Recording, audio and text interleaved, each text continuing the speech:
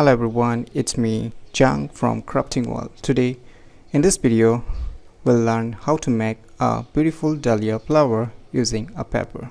So without any further more delay, let's begin. So you need to take a square shaped paper. You can see I have a square shaped paper. You need to take square shaped paper and you need to take one circle shaped paper. So the size of the paper may be a big one or a small one, but it should be a square shaped. So firstly cut the square shaped paper and one circle shaped paper.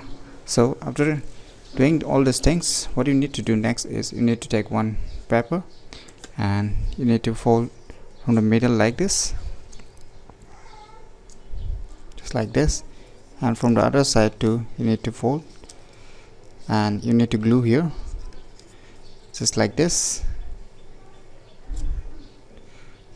to glue here, and you need to do the rest of these pieces as exactly like this one. So after doing completely all these pieces, I will show you.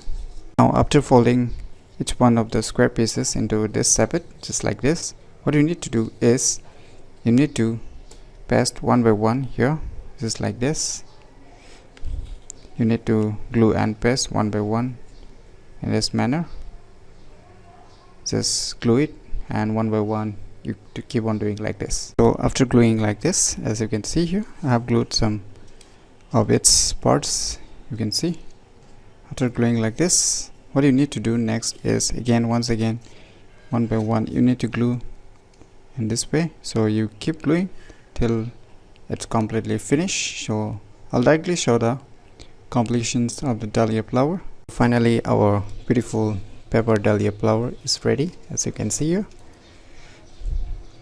I'm sure it looks beautiful. So it's very easy also, and you can try it by yourself. And you can see here how you have glued. So you try yourself, and if you find any difficulty in understanding this paper crafting tutorial, feel free to leave your comments below.